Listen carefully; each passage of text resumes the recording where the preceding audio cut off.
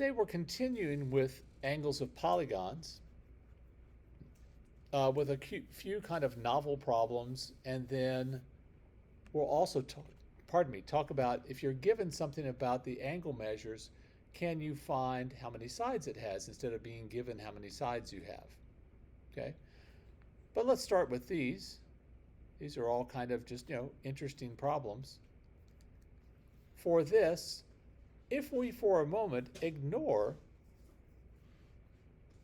this little triangle over here, we've got an equiangular hexagon. So I'm going to figure out, well, how big is each one of those angles? I happen to know that one off the top of my head, but most of you probably don't.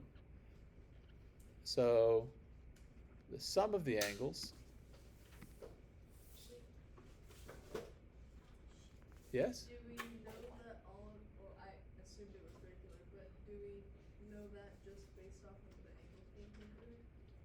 We know that it's equiangular. We don't know that it's regular, but we do know it's equiangular. Did you say that? Yeah, Okay. I think I did. I thought you said regular, sorry. If I did, I'm sorry. Yeah, we don't know that it's regular, but we do know that it's equiangular. So the sum of the angles is n minus 2 times 180. So that's going to be 6 minus 2 times 180. It's 4 times 180 is 720. So these 6 angles together add up to 720 degrees. So then each angle is going to be 720 divided by 6 is 120 degrees. So every single one of these angles is 120.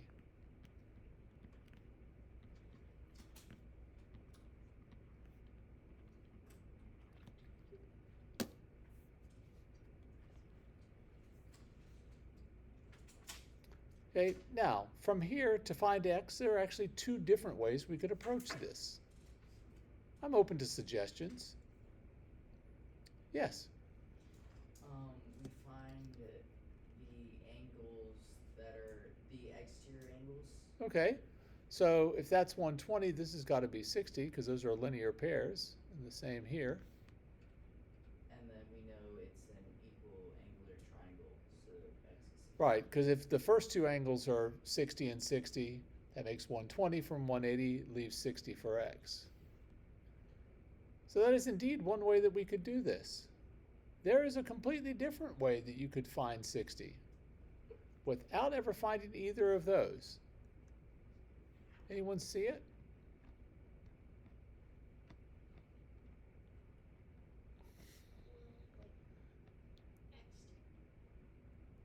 Without finding these exterior angles. I'll tell you what, don't worry about it. I have another problem that's similar to this where we are going to have to use that, and we'll come back to this one and I'll show you how it works on this one. All right, so for this problem, mostly we have exterior angles, right?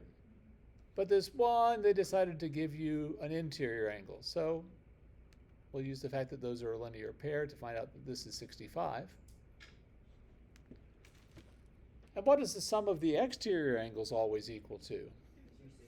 It's always 360.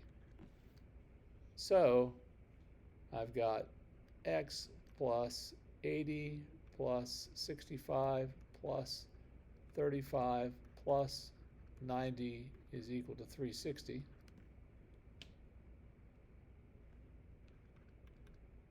I think I got 270. Hopefully someone will check my arithmetic. Thank you. Now, Lexi and I both got the same answer. It must be right. So then subtracting, we get x is 90.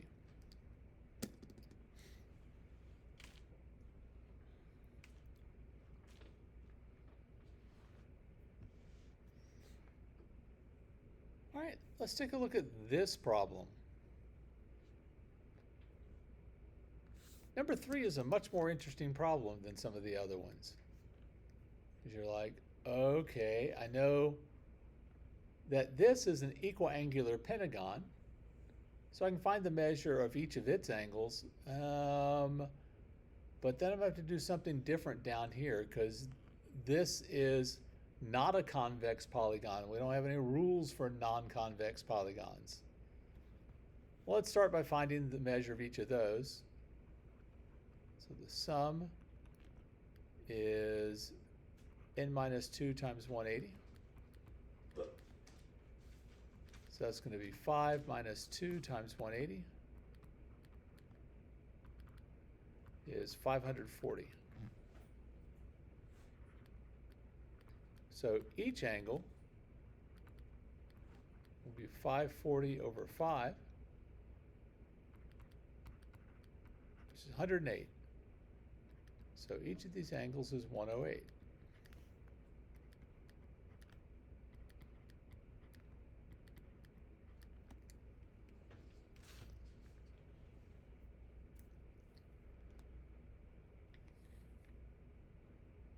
Everybody good with that so far?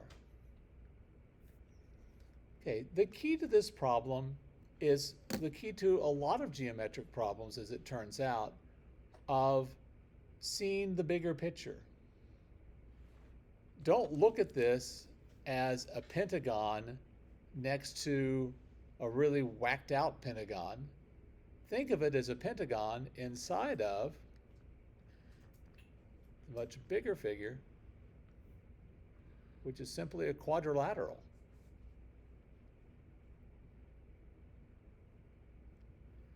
So the sum for the quadrilateral is n minus 2 times 180. Many of you probably already know this one. It's 4 minus 2 times 180 is 360. And I have 3 of the 4 angles, so I can find the 4th one. Got 108 plus 108 plus 85 plus x has got to be 360. Let's see, that's 116 plus 85 is that 201? I'm not, that can't be right. Sorry, 301. It's 301? Yes?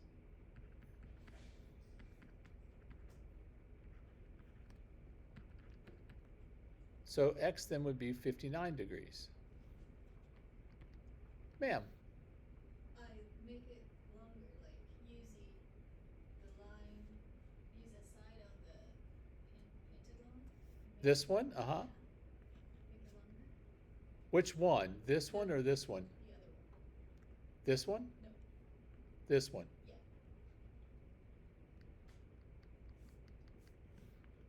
And the other two is 72. And then This one's 72 and this is 72? Uh-huh. yeah, and the other angle is make it A. And What does it turn out to be? Make it to be the exterior angle of the whole triangle. Okay, so this is the exterior angle of this triangle, yes? Yeah, because the other is also 72. Yeah? Yeah, So did you, yeah, find the A and then find the X. so what did you get for A? Is 131. 161? 131. 131. Yeah. And then you went 72 plus something has to be equal to 131? Yeah, that works also. Much more complex. It is more complex, but there's nothing wrong with it. You know, sometimes, so as a mathematician, I'm not particularly brilliant. I mean, just not. But the thing I have going for me is what I like to call mathematical bulldogism. A bulldog, when it bites onto something, it will not let go, right? And that's the way I am with hard, really hard mathematical problems. I'm rarely elegant. There are people who solve things and you're like, oh, that was so pretty. My solutions to really hard things always look awful, but I come out with the right answer eventually. So I think there's something to be said for that. You didn't see the easiest way to do it, but that's fine. Now, real quick, let me go back to problem number 1. We could have done that up here also. We could have gone, okay,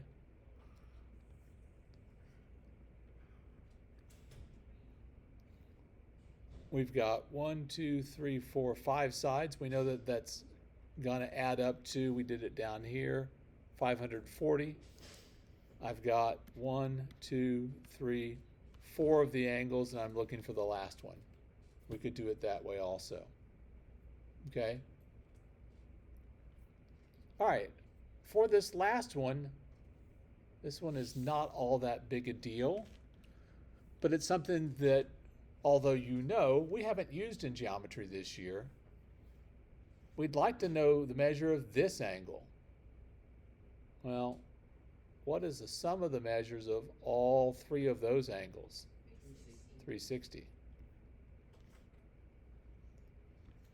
So if that's true, so far I've got 258. This has to be 102 degrees.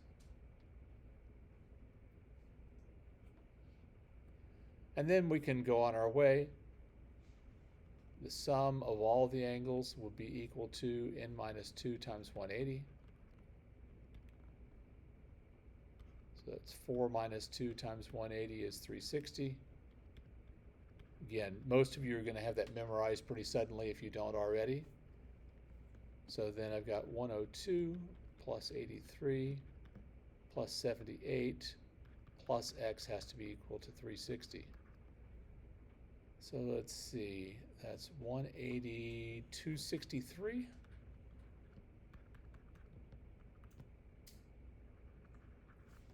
So x would be 87. I tried to make these at least look like they're close. Yeah, I got 97. Is it 97? It's 1596. It has to be 97. Oh, 97, thank you. Yes, yes. I tried to make them look kind of close, but on this one I kind of failed, because that definitely looks like an acute angle. Okay? Maybe Mr. Davis. Yeah, I don't do that on purpose, but it happens sometimes. All right, on to the back. Time to do some algebra. Okay, so it says the sum of the angles of a polygon is 1,980. By the way, if it doesn't say interior or exterior, it automatically means interior. Because if you have a polygon, you have the interior angles. You only get the exterior angles when you add on, right? When you extend the sides. And we want to find the number of sides of the polygon. So the sum is equal to n minus 2 times 180. So 1,980 is equal to n minus 2 times 180. I'm going to divide both sides by 180.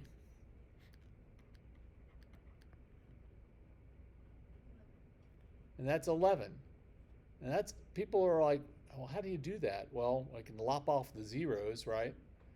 And then I've just got 18 into 198. 18 goes into 19 once with 1 left over. So you get 11 is equal to, be really careful, it's still n minus 2. We're so used to in algebra dividing as the last thing that we do that a lot of times people will go, oh, it's 2, it's 11, and not finish this, and find that the number of sides is actually 13.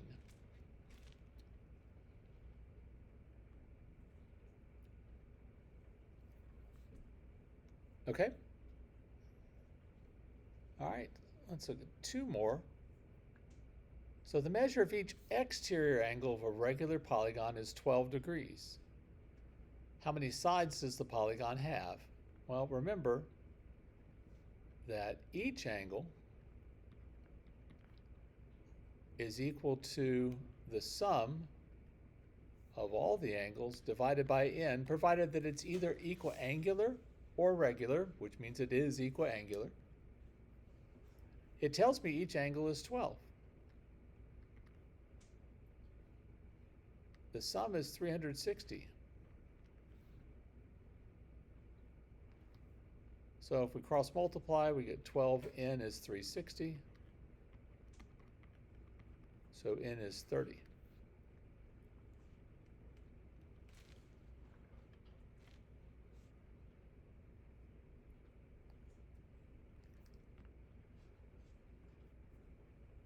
All right, one more. I'm going to show you two different ways to do this. There's the algebra way to do it, which I honestly think is harder. I think it takes longer. And the more geometric way, which is faster. But it's your choice. Both of them are perfectly sound mathematically. So the measure of each angle, we're talking interior or exterior here? Interior. Interior of a polygon is 150. How many sides does the polygon have? Well, we know each angle is equal to the sum of all the angles divided by n. It tells me each angle is 150. The sum, since it's not exterior this time, is n minus 2 times 180 over n. And I want to solve that for n. What I would do first is multiply both sides by n,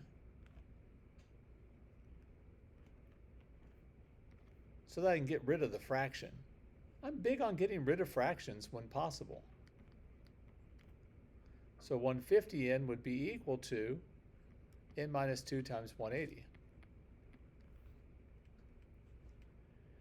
You can divide both sides by 180 at this point, but if you do that, this isn't going to come out to be a whole number, is it? Right? Again, I'd like to avoid the fractions whenever possible. So I'm going to distribute the 180 on the right side. So it'll be 150n is equal to 180n minus 360. Now everybody's whole numbers and we're all happy. Subtract 180n from both sides and get negative 30n is equal to negative 360. Divide by negative 30 and we get n is equal to 12. This is, in my opinion, at least the harder and longer way to do this. It's not that the algebra is terrible or anything, it's just more places to go wrong. Here's the way that I do it. I don't draw this, but I do think it. If this angle is 150, what is the exterior angle going to be? 30. And I know each angle is equal to the sum over n. Each exterior angle is 30, and the sum of the exteriors is 360. And now that's much faster and easier to solve. Cross multiplying, we get 30n is 360, which, by the way, is the same thing we got there. So n is 12.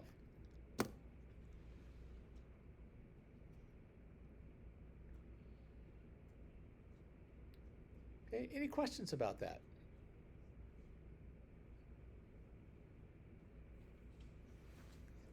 Okay, then I have a worksheet for you.